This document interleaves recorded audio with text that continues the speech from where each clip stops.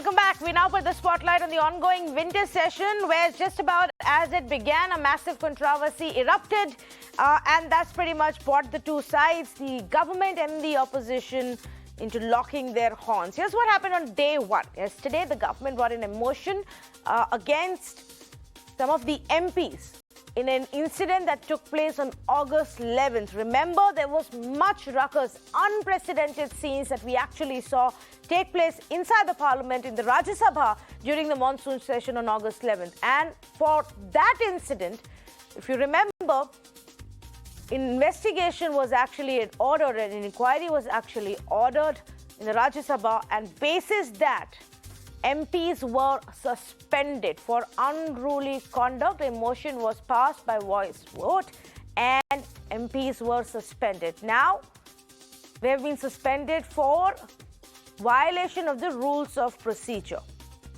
I'm sure all of you remember these unruly scenes. There was a bill that had been put to vote, but the opposition went rushing to the well. There were scenes of scuffle, of manhandling, ugly scenes really of parliamentarians standing on the benches, pushing and shoving each other.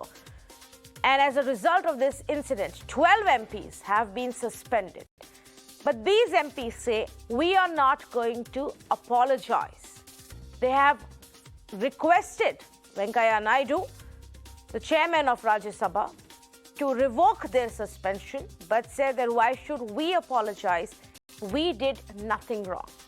Now, Venkaiah Naidu says he is not going to relook at his decision because they didn't even sound very sincere in their appeal, and there was no remorse or apology, and he's not going to change that. In the light of this new deadlock, are we looking at another session wasted? Is the other suspended MPs right? Is the opposition that's supporting these MPs right in blocking all function until this is resolved? If these were the scenes and action has been taken basis the evidence that was found, then can they really claim that this is a conspiracy and that we have nothing to be sorry about? Let's talk about what happened that day and what is happening now. Shama Mohammed, national spokesperson for the Congress party, joins me this evening. Professor Om Prakash Mehra of the TMC, Saravanan, spokesperson for DMK, and Shaina NC, spokesperson for the BJP, joining me this evening. Professor Mishra, let me start off with you. Obviously, we had exhaustive debates when this incident, these unruly scenes emerged on August 11th and subsequent days as well. But a procedure has been followed, an inquiry was done, and the chairman of Rajya Sabha has taken a decision. Are we now not showing disrespect by challenging that? I am pretty certain, and I would like to assert this in unequivocal terms on behalf of my party, All India Trinamool Congress, that the government deliberately wants the logjam to continue. They would like to brutalize the situation by muzzling the opposition, and so therefore they had ample reason not to proceed with the so-called disciplinary action against the 12 members of parliament. In fact, I would like to mention, and as our leader Derek O'Brien pointed out, that 80 members of parliament belonging to the treasury benches, they were the one who actually needed to be suspended. That the government did not do that. Government wants to run away from the discussion. Yesterday we saw that in full play, that how government would allow discussion only for up to 4 minutes. Today the Trinamool Congress party was given less than a minute, and it is very clear that the government is trying to drive a narrative that opposition is disruptive. No, opposition wants to raise valid issues. Opposition wants to participate, deliberate, debate, and then a decision to be taken. We already know that how the 3 farm laws were imposed, and what actually has happened in the Rajya Sabha, especially where the government had no majority last year. And then we saw that they want to repeal it. They do not want to have any discussion. So therefore, the government is on the wrong, and government wants this wrong to be continued so that the opposition can be shown in a poor light. But then this is not going to sit well with the public opinion, because we are representing the people of the country and we are raising valid issues, and the parliament is actually being locked down in a way by the BJP. You're saying the parliament is being put in a lockdown by the BJP. Saravanan, why? There are 12 MPs who've been suspended basis an inquiry that was ordered, footage that was available, statements that were given by those in charge of the security and managing the floors in Rajya Sabha last monsoon session. And basis that this disciplinary action has been taken. Why are we insisting on making this an issue that kind of threatens to wash out another session? The BJP wants to do that. The BJP has picked up an issue which happened in the last session. So why have they not taken any action during the last session? That is the question. All the opposition parties are saying this is arbitrary. This should be taken back. And look at what the leader of the Rajya Sabha says. He says, you apologize to me and I will withdraw all these suspensions. Does this how this operates in parliamentary democracy? So the BJP is running away from debate. So they want to create an issue so that there won't be any debate. There will be some this kind of very friction. This friction, BJP loves these kinds of friction so that they don't have to answer. We saw in the last monsoon session how many bills were rushed in without discussion. So they want to do the same thing. They threw the parliamentary rules to the wind.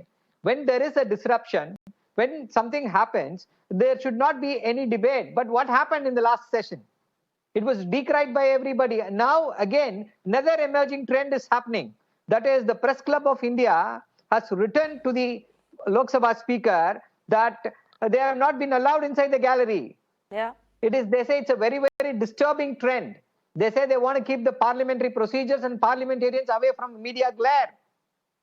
So this is what the BJP is doing. They switch off TV cameras.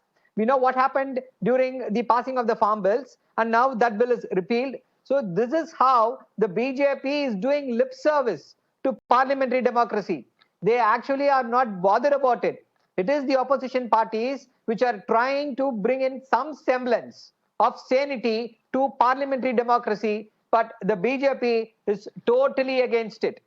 That is the problem here. This is not the opposition party. So you don't think the suspended MPs have anything at all to be apologetic about, irrespective of what the triggers may have been? You don't think they have anything to be apologetic about? See, the question is this. What happened during the last session should end with the last session. See, this is this obsession of the BJP with history, blaming everything on Mr. Nehru. I think the same trend is continuing. Instead of focusing on what is happening now, they are trying to focus on what has happened in the last session. Why such a long delay? What were they doing for the last 3 months? Why no action in the last session? So they know there was some that issues were going on, so they know that the last session will not happen. So they were happy about it. Now they have created this situation so that this session will also, the BJP will not relent. Tell me one instance in the last 7 years where the BJP has relented inside the parliament. They have not. That is the problem. In democracy, you have to listen to everybody else. There should be tolerance. But the word tolerance is anathema to the BJP. That is the problem. Okay, Professor Mishra, I want to come to you also on this question. We all saw what unfolded there, irrespective of whether you or the government agree on what the trigger was.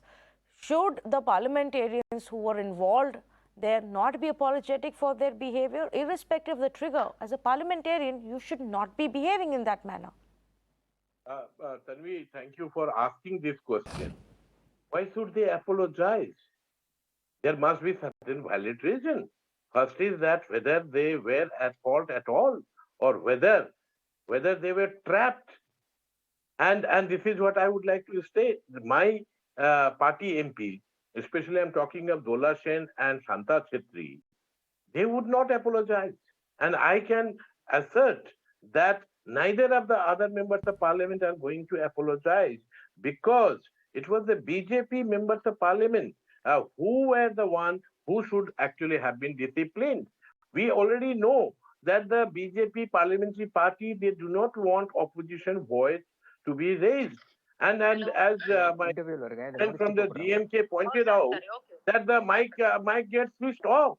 Why that happens? We do not know. We know that the government wants to escape accountability. They have not even accounted for why, how of the farm laws, right? So therefore, it is they who are running away from the debate. In fact, we will like to utilize the opportunity of the Parliament forum to voice our opinion. But then, for one reason or the other, under one pretext or the other, or for something that actually was over with in the last session of the Parliament, now 12 members of Parliament, they have been suspended. So we are not going to apologize. We are going to protest, and the protest by the AITC MPs is continuing in Delhi, and this will go on up to the time that the Parliament is in session. So what are you saying? You're not going to allow the Parliament session to continue until their suspension is revoked? Definitely, the suspension should be revoked, and why should it not be? Is not it the government of India's responsibility, Prime Minister Modi's responsibility, to ensure that the Parliament functions? Parliament, it is generally said about the parliamentary system of government that Parliament belongs to the opposition, and that is the situation. Whether since 1952, say for example the BJP, what type of opportunities they were given, even while they kept on disrupting the Parliament, they actually justified it in the name of democracy. We do not want to do that. Here we are finding that the BJP is behaving in a more fascist way. They want to muzzle the voices. And this is across the opposition rank and file. We might have one difference there or the other. But frankly speaking, so far as electoral dictatorship in the country that is going on, we are very much united in terms of our spirit and in terms of our reasoning, in terms of our argument, and in terms of our standing for the people of this country to continue to oppose the BJP's majoritarianism and the enforced discipline that they want to impose. And this was not fair. And in fact, government should have worked for a reconciliation, which they are deliberately not doing. Okay, I don't know if the government is going to change that tactic, because the fact of the matter is that on day one they've come and taken the action against these MPs. They knew what it is going to lead to. They knew that there is going to be a deadlock. The BJP representative who was supposed to join us hasn't and cancelled last minute, so I can't get a response from the BJP. But yes, Saravanan, go ahead and make your point. Yeah. See, you were asking why they have not apologized. Yeah. See, people apologize when they think they are wrong. Yeah, but whose version is true here? Has the judgment been passed? No. Suspension is arbitrary. That is what everybody is claiming. You have not heard the other side. You pass judgment when you hear both sides. You don't pass judgment just hearing one side.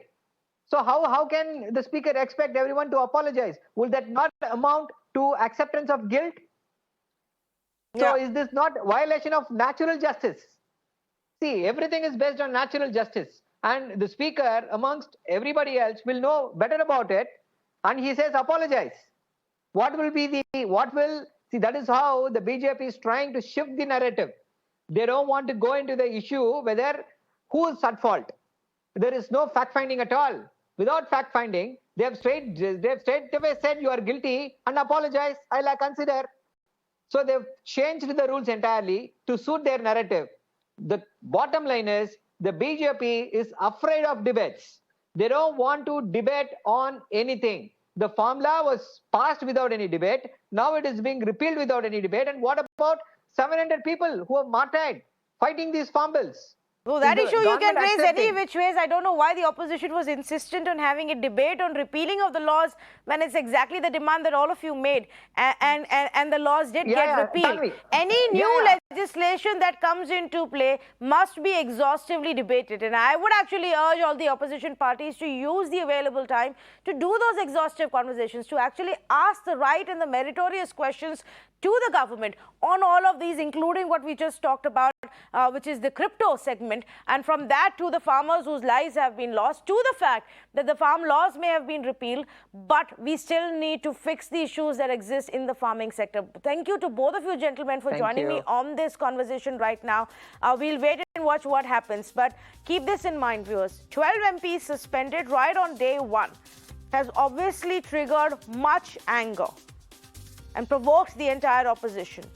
And the way things are headed, I don't know how much of debate, discussion, deliberation on policies will happen. At the end of the day, it is you, the citizen of this country, the voter of this country, who put these parliamentarians there, who will end up losing because of this. We wait and watch what happens tomorrow in both of the houses.